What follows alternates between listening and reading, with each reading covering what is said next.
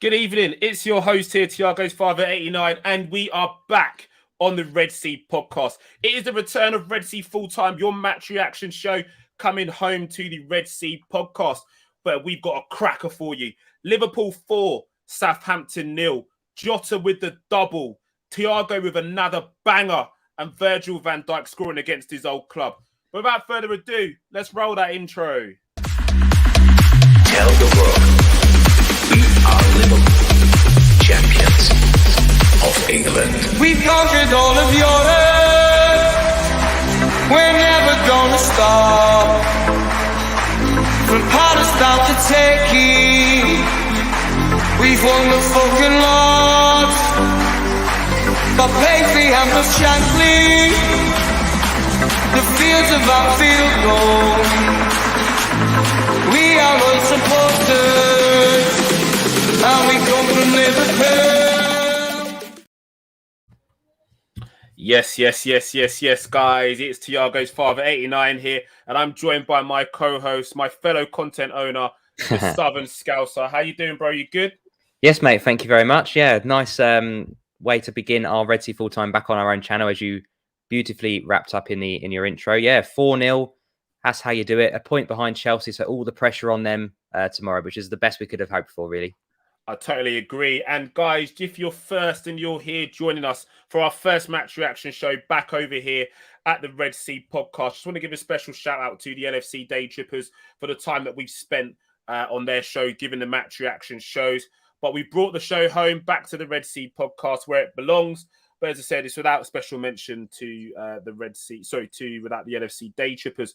But like you said, we've got an absolute cracker to start off with. And Anfield was in full song. Virgil van Dijk up against his old team, and he didn't disappoint. Another colossus performance from the big man, which is capped by a goal.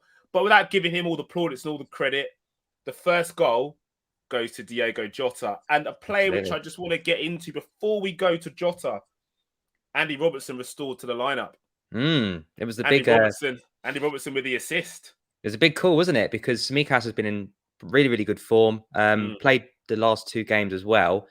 I kind of thought that it made sense to bring Robbo in terms of rotation anyway, because Tsimikas played the last two. But a lot of people think, he comes back in because he's one of Klopp's favourites and he's got a little bit more credit in the bank for the big games. But no, to be fair to him, back to his best today, wasn't he? I mean, Southampton weren't particularly brilliant, but he still had to be on his game. And yeah, he looked so much better today, up and down that left-hand side all day long, overlapping.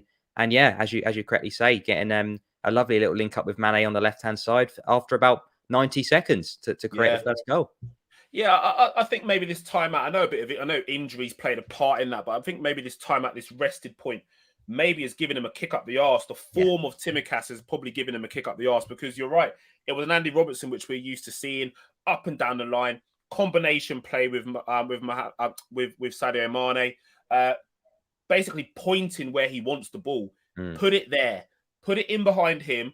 I'll run onto it and do the rest. And look, like you said, 90 seconds in, 2 minutes worth of play, and boom, Jota's there sliding in on the end of it. And the defender has no chance just from the sheer hunger of Diogo Jota.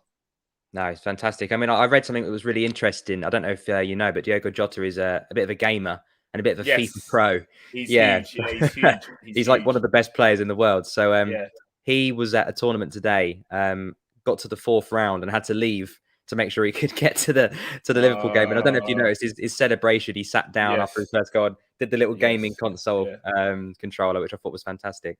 Yeah, he's massive in terms of FIFA. And what's interesting as well is, just on that topic, he games with average Joes. Like he'll play whoever. He's often putting out who wants a game, which is great. And it's a good way to kind of interact with the fans. And that's what the fans want. They want real people do real life things. And that's what Diogo Jota does, as well as scoring absolute fantastic goals. Not bad at real football, is he, either? Exactly. There's obviously a thing there, because I'm quite good at FIFA and I know that you're crap. But let's as we digress.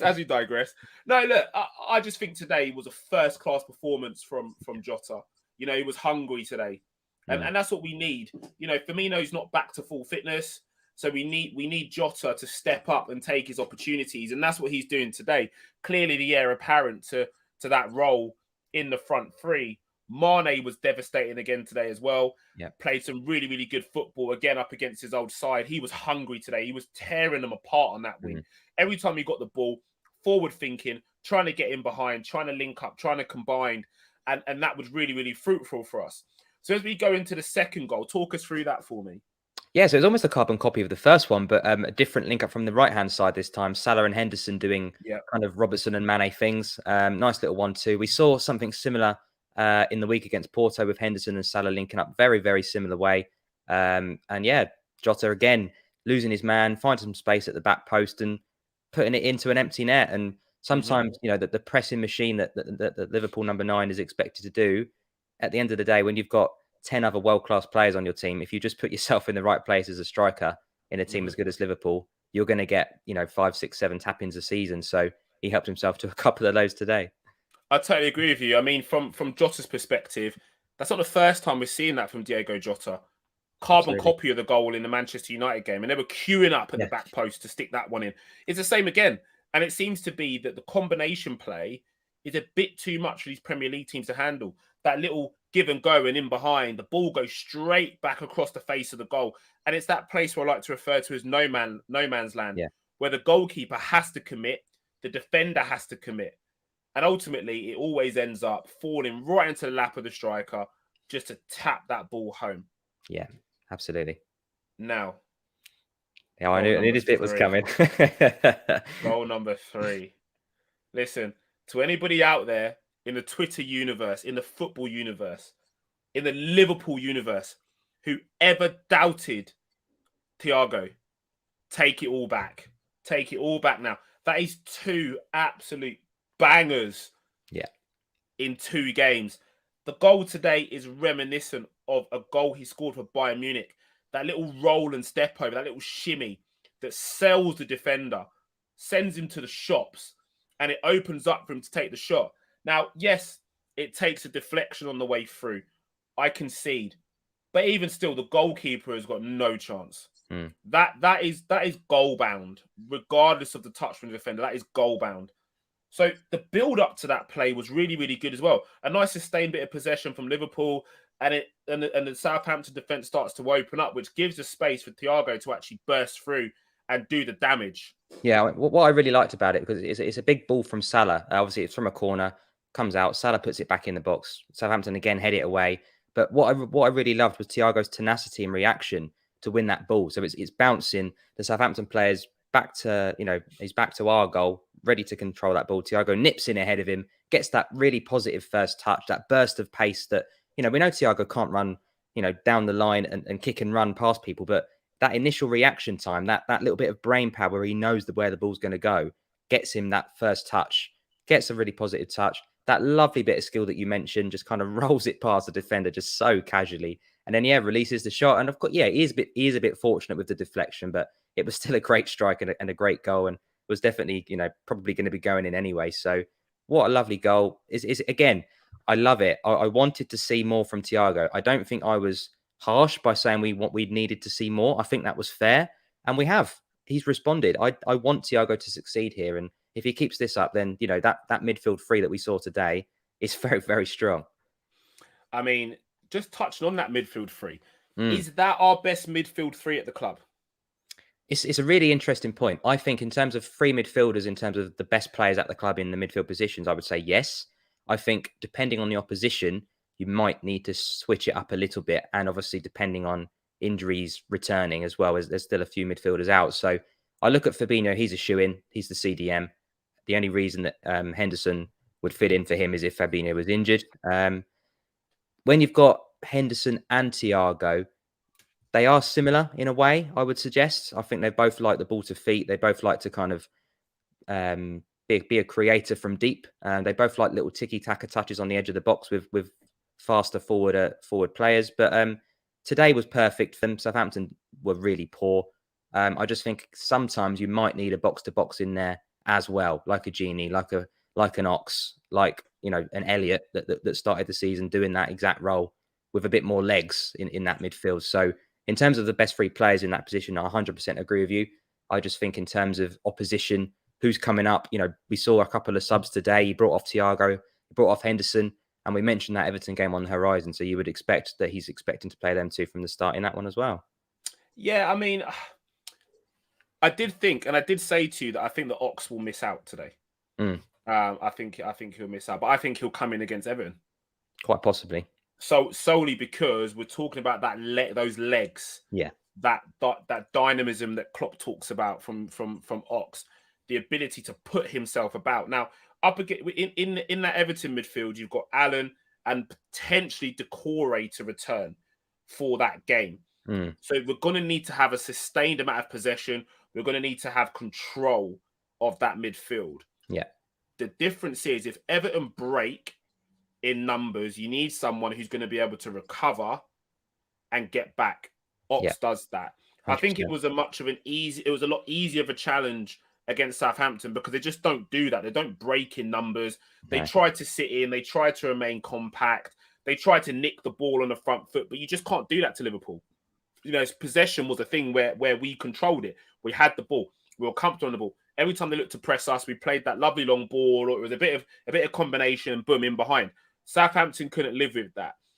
Everton are a better side than Southampton.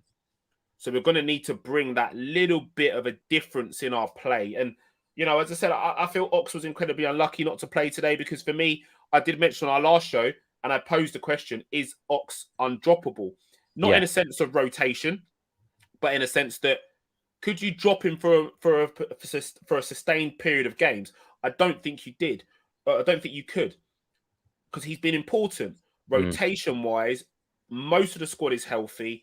We have options in this period heading into the Christmas period and the busy fixtures that you have between Christmas and New Year. Like you said, we have to utilise the whole entire squad. Oh, 100% agree with you. And I did predict the 11 that started today because on one hand, they're kind of the obvious names. They're the kind of first choice names that you'd see. But also, I completely agree with you. Tsimikas and Chamberlain that aren't usually in the team have been in the team recently and have been playing really, really well. So it was a bit unfortunate for them to miss out. But it's almost on the flip side. They're not players that are used to playing relentlessly. They're kind of the best of the backup brigade. They come in and they do a good job. So I was kind of expecting them to miss out, not because of form, but purely because the players that came back in today are the first choice. They needed minutes as well. Robertson, we know, needed minutes and a good performance, which we saw. And I agree with you. Thiago, he's still really, this is what his third game back. I think he came on as a sub against Atletico and he's already getting goals. Henderson had a knock and came on as a sub and has been coming off as a sub. So he's still building his fitness as well. So exactly what you said. It's all about rotation. We saw Milner come on. We saw Chamberlain come on. So we've now got 5 midfielders rotating in that 3 currently. And with that, I mean, the fixture pile-up starts now. There's no more than a 3, 4, 5 day break now into the rest of this year. So the engine room is the one place where you need the rotation. At the minute, we're a bit short in the front 3 because it is what it is. Minamino is probably the next best. And then you've got Origi as well, which isn't great. But going into this relentless run of fixtures, you've said it, mate. Rotation is the key. And if we can just keep chopping and changing and trying different things and different combinations that they've all got used to playing together, we're going to be in a healthy place. I totally agree with you. And like I said, I think the squad rotation is going to be so important heading into this pivotal point in the Premier League season. As we come into the new year, Chelsea. Yeah. On the 7th of January, isn't it? Yeah, it might even be before. Is it the 2nd or something? Is it 2nd of January? Yeah. Well, early January. Very early. That is going to be pivotal. And I was talking about this with a co-worker. If we win that, it's game on. It's game on. Massively. Yeah, massively. And it's at the Bridge. So it's an opportunity for us to go there and actually get some much deserved revenge, which is what we constantly talk about, that revenge tour. And the revenge tour keeps rambling on. But as we move into the 4th goal, Virgil van Dijk. Yeah. He's been after that one for a while. He's been after that one for a while. And he's not a player which you associate with volleys. It's more headed goals. Yeah. But I just think it's poor marking from Southampton. And to leave a player of that quality available in the danger zone in your box is poor. That is poor. because all he's going to do is slot it in. Virgil van Dijk is a phenomenal ball-playing centre-back. He's not just a big man that can just head and do nothing else. He already shows how good he is with the ball at his feet. I mean, talk us through that goal. 100%. I mean, like you say, that we associate Van Dijk scoring from corners, but not usually with his feet.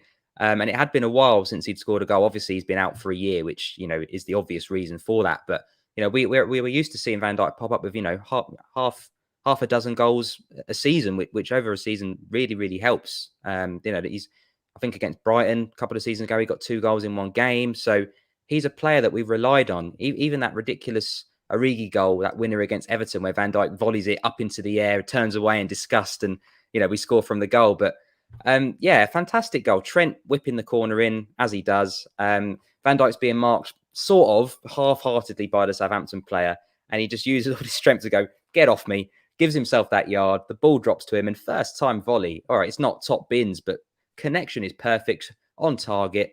What more can you ask for from a centre-half? Absolutely fantastic goal, and rounded off a lovely win, because you could see what it meant to him. He didn't even celebrate. He just kind of stood there and smiled, and all the Liverpool players came around him, patting him on the back, rubbing the back of his head, saying, welcome back, Virg. Exactly. It was a big goal, and it was a moment. It was a moment for him, because he's been desperate to get on the score sheet. He's been desperate. I mean, that's his first goal of the season, isn't it? First goal since the injury, yeah. Yeah, first goal since the injury. So he's been desperate to get on the score sheet, just really to kind of re-announce himself.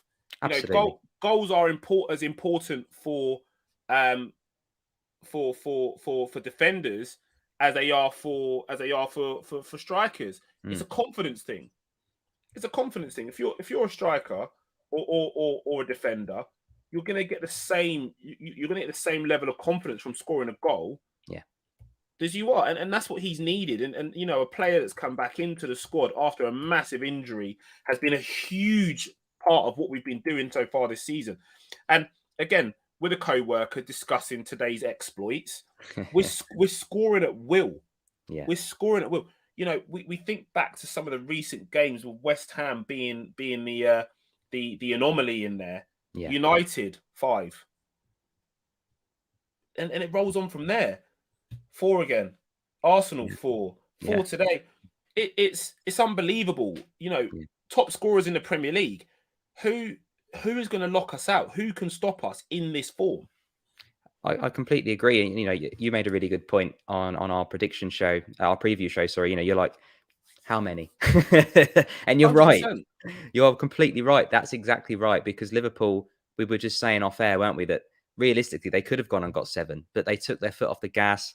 On the hour mark, we're taking players off, giving players opportunities. And what I love to see was we win 4-0, and Mane and Salah weren't really massively involved. I mean, I know Salah kind of had a big hand in Jota's second goal, but other than that, where we expect Salah to be, he wasn't like, oh my God, Salah's on fire, he's going to get a hat trick today, because he didn't really have many chances on goal. He had one where he kind of shot it wide by quite a distance. It wasn't really him on his best form today. He was still linking up play brilliantly, but the fact that we're, like you say, we're scoring at will. Jota's got a couple, Van Dijk and Thiago, players you don't necessarily associate with goals, and the monster rolls on. But we've just got to be careful, haven't we? Because it's fantastic scoring multiple goals when you win, and 4-0, 5-0, but you still only get 3 points.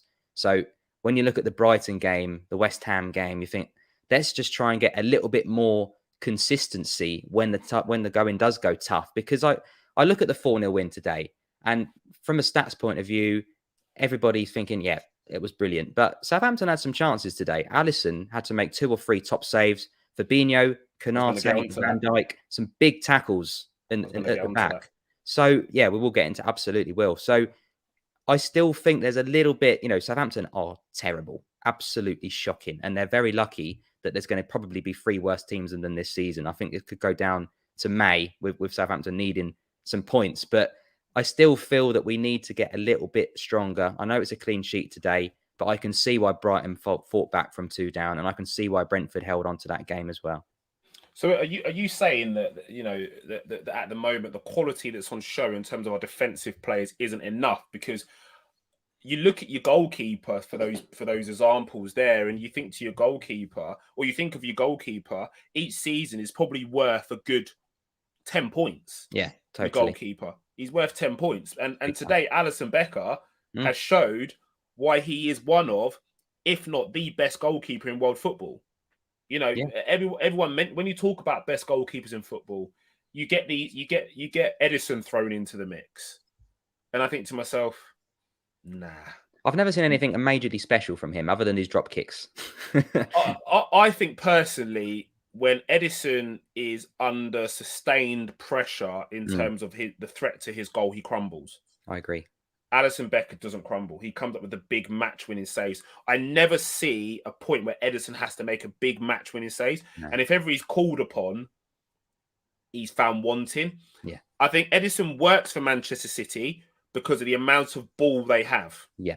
Yeah, the amount of possession that they have. I never really see Edison have to make, big saves.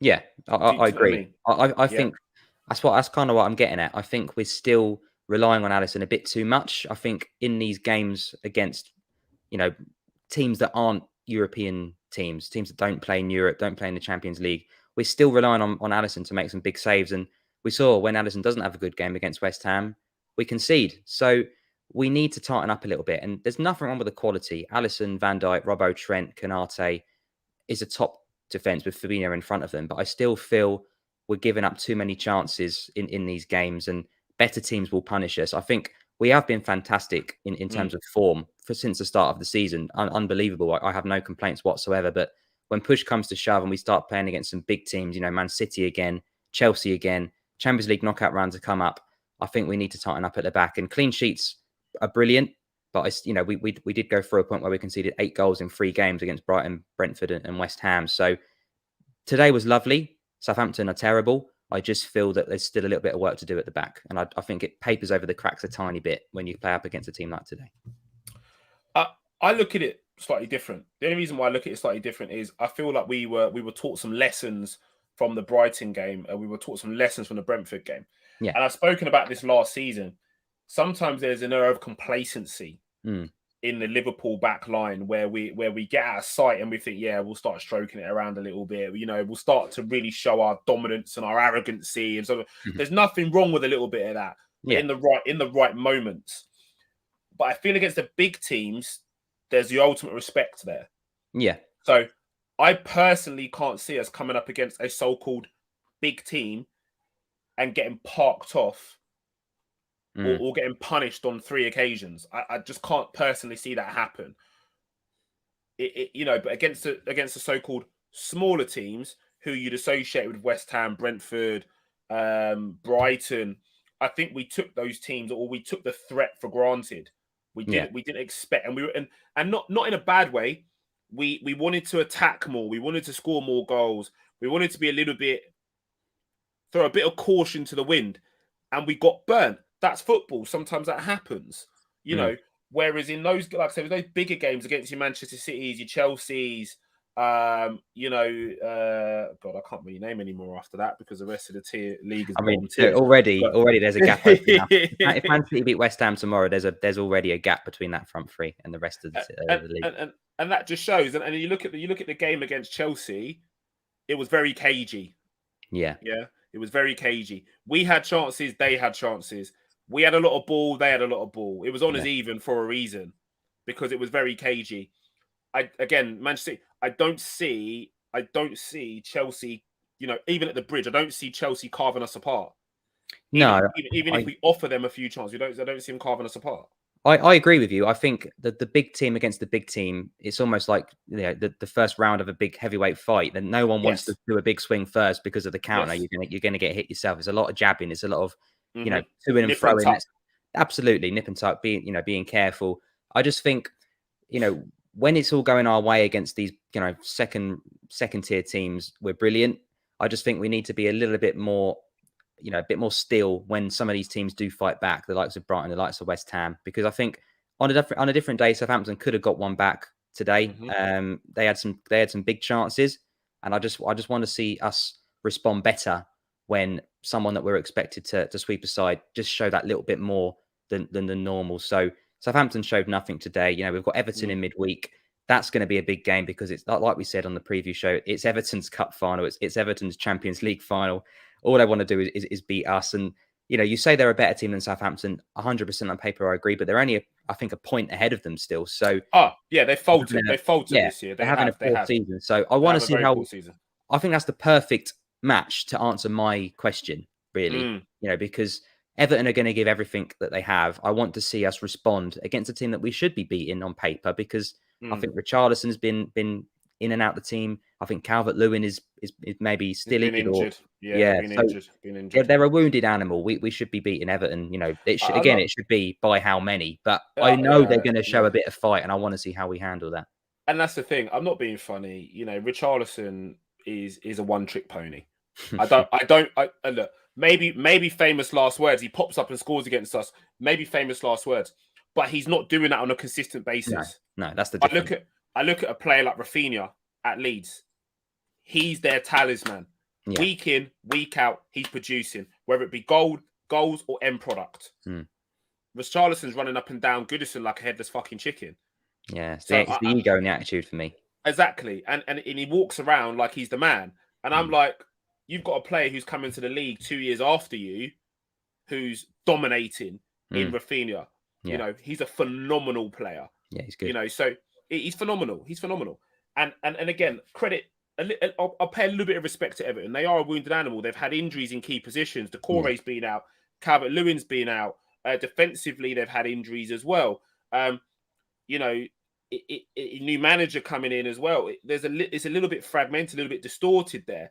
I kind of had thoughts in my head that Benitez would go, fuck this shit, and jack in a towel. And when the Newcastle job become available, he'd go back to Newcastle because, Benitez with a decent amount of money at his disposal, with a decent transfer window under his belt, will actually do decent things. You look at some of the signings he's brought into Everton.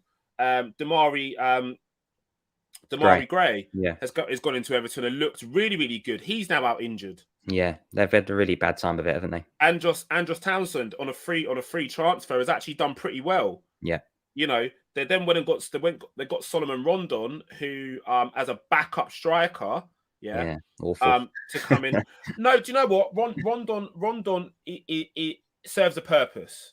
He's a battering ram.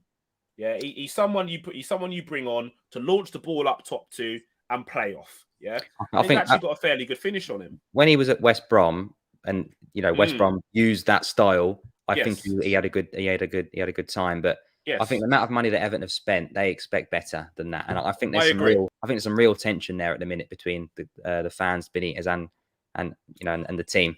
I agree. It's inevitable because, an ex-Liverpool manager who was successful at Liverpool, let's not forget, second in the league, Champions League, another Champions League final a year after that. He had FA Cup. He had sustained success at Liverpool in the time that he was there. He built arguably one of the best Liverpool squads that we'd ever seen up until present day. We had a squad that had Torres, Gerrard, Carragher, Mascherano, Alonso, Hupia, Skirtle, Agger, Aurelio, Arbeloa, Reina. Some serious players were in that squad. Season after, he goes again, brings in Robbie Keane. I know that situation didn't really pan out well, but Benitez is associated and forever will be associated as a cult hero, as a legend on Merseyside, regardless of what happens at Everton. Yeah, the 05 put him in folklore for history. We've got 100%. That flag, haven't we, with the faces of all the managers that have won the Champions League, and he will forever be on the cop. It will always be remembered. 100%. So for me personally, his time at Everton isn't necessarily going to tarnish his legacy as such, but I can see why it's very disjointed between that fan base, the owners, and the manager. Yeah, but exactly. I think he needs time. I don't think I see Everton getting into a top 5 or a top 6 position. I think they are way off that. But if they can get some form of European football, whether that be the Farmers League or the Europa or the Europa League, whatever it is, European football at Goodison for Benitez would represent a success. I just don't want them to kickstart their season at Liverpool, only because there's too many things that could do that. Benitez returning back to Anfield or playing against Liverpool. So it's at Goodison, isn't it? So I think so, yeah. Yeah, Benitez playing against Liverpool, headlines. Yeah. Everton's one and only cup final of the year. The one game they've got to really get pumped up for, headlines. Absolutely. I just don't want that. No, I mean we'll have a preview show for that, won't we? So we will get into that a little bit more very soon. I think is it Wednesday we're playing, so probably Tuesday night or something. We'll do an Everton preview, a special Derby Day Red Sea preview. Yeah, it'd be really good to get into that a bit more. Big shout out to you. Thank you for returning to the Red Sea podcast. Lads, who do you think will finish the season with more goals, Jota or Mane? Great question. Very good question. I think it will be Mane. The only reason why I say Mane is because I think Mane will play more games. If they both played the equal amount of games, I would probably say Jota, just because of the positions that he picks up. But just through sheer level of games that Mane is going to play, I think Mane grabs more goals. Ooh, I'm going to be different. I'm going to go Jota because they've both got 7 goals. Of course you are. You could just agree, could you? I couldn't. You could just agree. That's why we worked, mate. If we both sat here and went, "You're brilliant. I love you." That's the end of the show. No, I think Jota will get the most goals. They're both on 7 as it stands. Firmino's still got another 3 weeks out, which means Jota will be playing probably through the middle for the next 3 or 4 games. I think he'll get a few goals in the next few weeks. Oh, and there's African Cup of Nations. They've got the African Cup of Nations in January, where Mane will miss a couple of games. So I think it'll be very close because I think first choice front three is always going to be Bobby, Mane, and Salah. I think that will forever be. Jota in form will definitely have chances to play on that left-hand side instead of Mane, or through the middle instead of Bobby. But yeah, it's going to be nip and tuck. They've both got 7 goals so far. They're both fantastic goal scorers. But I'm going to say Jota's just going to edge him. Very, very good question for you. So, guys, as we head into the last part of the show and we start to wrap things up, please make sure you are liking and you are subscribing. We will be live after every game here on the Red Sea podcast, giving you your live match reaction. Guys, also, we're going to be having a couple of people dropping through as well. It won't just always be me and myself, me and SS. We might have some guests on as well that come in and give live match reactions also. But don't worry, the Red Sea podcast will have your Red Sea full-time show after every single game. Whether it be Champions League, FA Cup, League Cup, Premier League, you name it, we're here, rain or shine. Absolutely. So make sure you're liking and subscribing and hit that bell notification just so you know exactly what's going on. So SS, what we got coming up for the week for the viewers? So yeah, we'll have that Everton preview show at the beginning of next week with that midweek round of fixtures, which is always good fun. Always breaks the week up a little bit when you get some midweek Premier League game weeks. So that's one to look forward to. As you said, we'll be right here after the game as well. Hopefully reveling in a Derby Day victory. And who do we play after that? Who's next up after the weekend? This time next week. I don't think I've looked that far ahead yet. Is that the Villa one? Oh, is it already? Is it? They got a good win today again, didn't they, Gerard? 2 out of 2. New manager bounce. Yeah, I think it might be Wolves. I think we mentioned it briefly. Is it Wolves? I think it's Wolves away next Saturday. Wolves or Villa? Yeah. Did they win today? Or did they play Norwich? Do you think they might have drawn? Or did they draw? I think so. But yeah, I think it's Wolves next for us after that. Wolves are a bogey team. Everton next. Yeah. Wolves. Yeah. And then Milan in the Champions League, then Villa, then Newcastle, then Spurs, then Leicester in the Cup, then Leeds on Boxing Day, and then Leicester on the 28th, and then Chelsea on the 2nd. Okay, cool. So we've got a. Do you know that's a favourable running? I'm looking for maximum points. That is good. I mean, like you say, Wolves are a strange one. We've done quite well against Wolves recently. Home and away, we seem to get the win over them. But 0-0 with Norwich today, it shows you that they're not brilliant. I know Norwich are much improved, but if you can't score against a Norwich team, you're going to struggle against Liverpool. Yeah, I mean, look, just as a curveball question, just before we go. Yeah. So let's look at it this way. So Everton, Wolves, Villa, Newcastle, Spurs, Leeds, Leicester. Those are all the games up until the end of the season. Yeah. So potential points to play for are 3, 21? 6, 9, 12, 15, 18. Yeah, 21 points to play for. How many points? I mean, in a beautiful Red Sea world, that's 21 points. It's not utopia, sunshine. It's not But utopia. it's not utopia. There's going to be there's going to be at least one disappointment in that run. There just is. We should be all of them. Pessimist. Absolute pessimist. I would say if we get anything from, let's have a look. 15.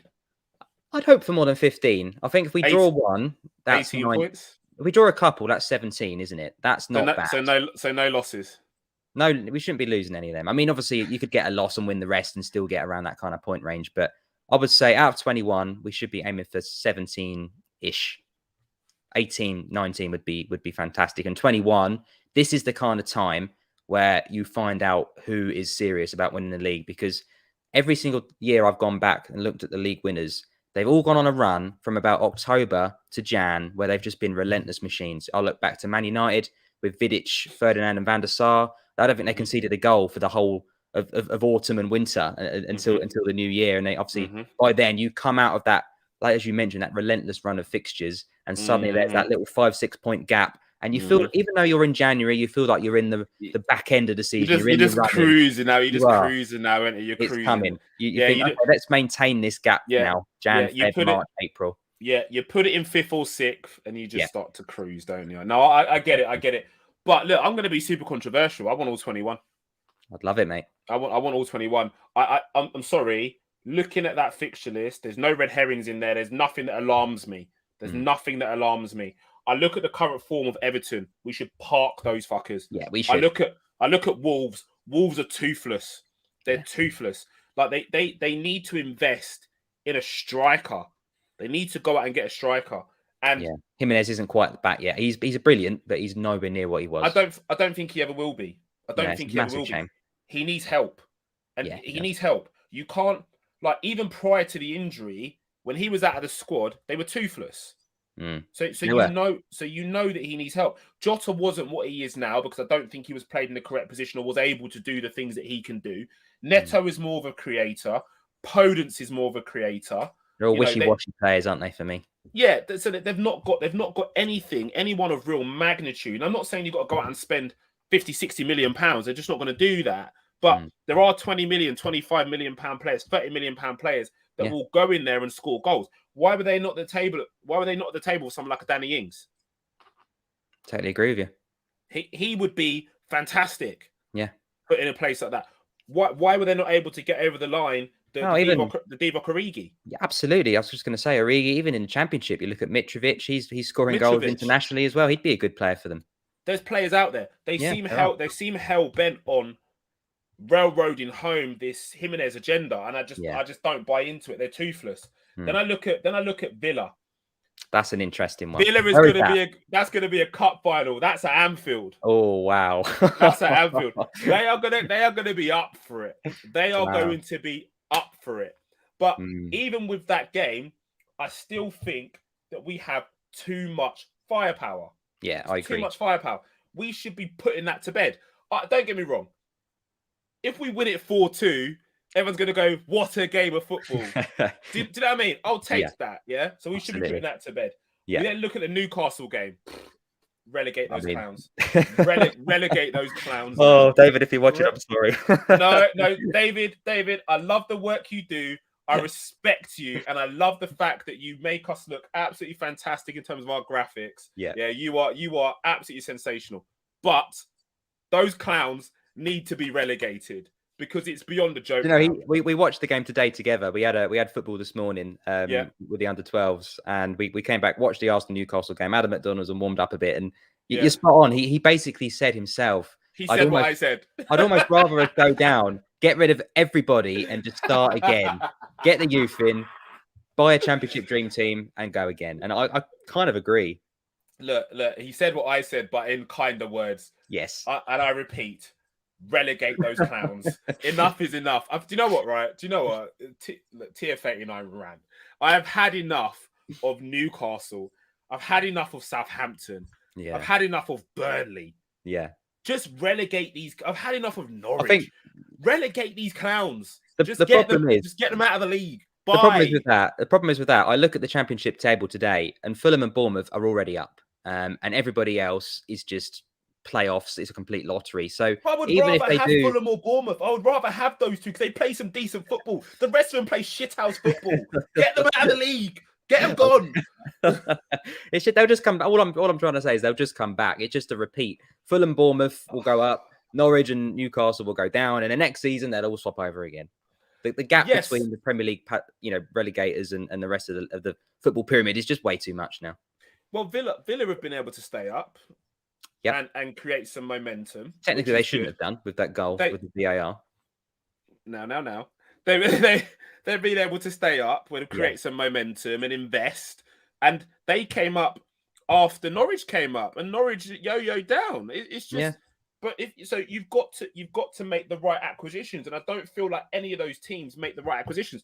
Newcastle, this whole money thing, and they're all on this bandwagon, running around wearing the shake hats and all of that bollocks, and getting all super duper happy clappy. It's bollocks. I'm really sorry. A club the size of Newcastle that pack St James's. Yeah, I won't refer to it as a Sports Direct Stadium. Not anymore. It's not. No bollocks to that. It's St James's Park. It is a stadium steeped in history. It's a staple in the Premier League. Newcastle United should not be fighting relegation. 100% agree. They should not be top fighting half relegation. every year, Every year, year in, year out, should be at least 10th or up. Year in, year out. But it's mismanagement of a top team in the Premier League. Like, the Geordie fans are serious when they're turning up in sub-zero temperature with no fucking tops on. Yeah, especially watching the drivel they've had to put up with for 12 years. I mean, Daddy Pig makes a really good point in the comments, and it's kind of what I was trying to say. We're going through these fixtures, and absolutely every single one of these fixtures are spot on. Liverpool should win. The betting would be favourites to win that game, but he's spot on in exactly what I said. We can beat a Man City, but that there's one of them Brighton, Brentford, West Ham performances within those 7 games. There just will be. I'd love to say, every single one of them games we're going to win, but I just know that there's going to be at least one game in there. I think we've not got on to the next ones. I think it was Leicester and Spurs. They're probably the biggest challenges. You would think by then they would have improved their form a little bit compared to that. The one in there that worries me is the Spurs one. That's what I mean. They might by then Conte might have actually sorted him out of it. Yeah, Dele Alli with his rainbow hair could hopefully be nowhere near the squad anymore because what is going on there? I mean, we'll talk about that in one sec. I have a very controversial opinion on that. Okay, fair enough. Leeds, we know what Leeds do, Bielsa football, and then Leicester. So I want maximum points. Just quickly on the Dele Alli one as we close. Yeah. He needs a manager that is going to get hold of him and give him a shake.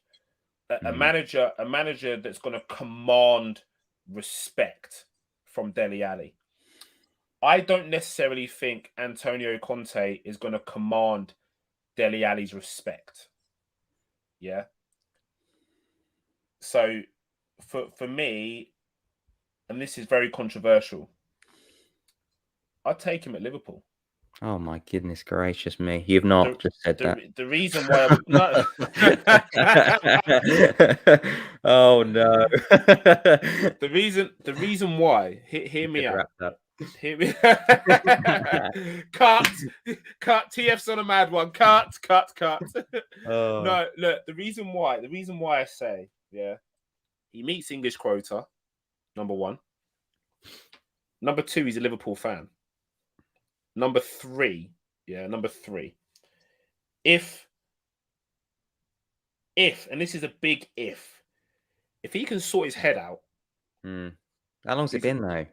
This is what I'm saying. If he can sort his head out and remove the distractions that are in the social life, the going out, the buying clothes, the stupid hairstyle, the stuff like that. If he can remove those distractions from his personal life, that's a top player. I think I just ran out of patience with him because you mentioned he needs a manager to get hold of him. Well, he had Poch, he had Mourinho, he's now got Conte.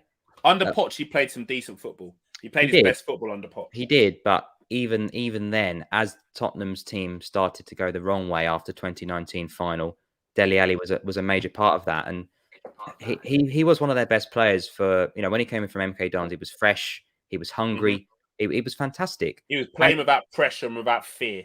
yeah, and you look how far away he is now. He was getting in the England team. He was making his debut Oh, he's against nowhere near France, it.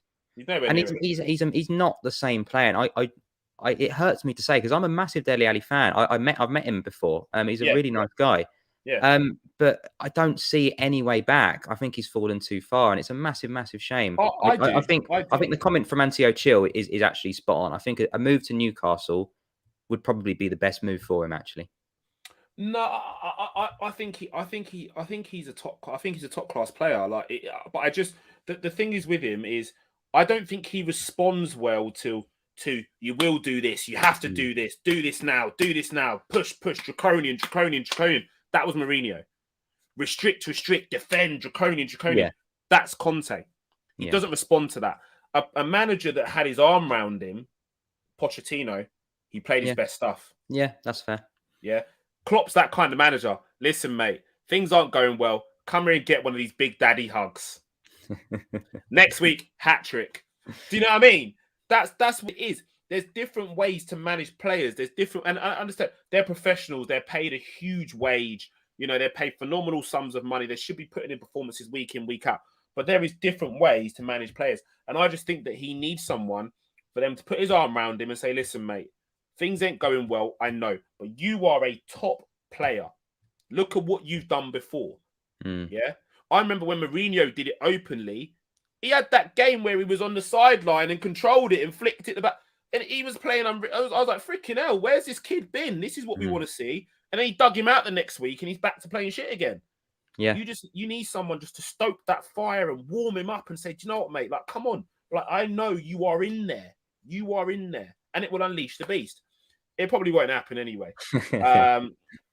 Ali looks like he's just playing for money now. Just happy to get a salary. Doesn't care about Spurs. No, I don't think he cares about Spurs. I don't think he cares about Spurs. I don't think he likes Spurs. I don't think he cares about football. I think he's fallen out of love with the game. I think he's happy being a millionaire, retire at 30. Yeah, there's that as a potential. He could potentially have fallen out of love with the game because that does happen, especially to young players which come up and they hit a peak and they've got everything. Yeah, it can happen. But there is a baller in there. Guys, that's been the Red Sea full time on the Red Sea podcast. Sounds weird saying it on does. the Red Sea It's podcast, good though. doesn't it? It does. It does. This is a great comment. Him and Kane don't believe in Spurs, no matter what they get, who they get smashed. No, they want out, don't they? I think they both want out. Both want out. Big shout out to you as well, mate. Nice to see the boys back home. Yeah, it's good to be here, guys. Like I said, we'll be here every game, rain, shine, win, lose, draw, no matter what it is. Yeah, we're here. I want to see 21 points out of 21 to play for. Personally, bring it on. Yeah, is what I want to see. But yeah, we'll be back for your match reaction show. Yeah, Everton preview as well. Wednesday, Everton preview on Tuesday. Thank you for joining us. It's been an absolute pleasure. I've been Thiago's father. This has been my co-host SS, and we're out.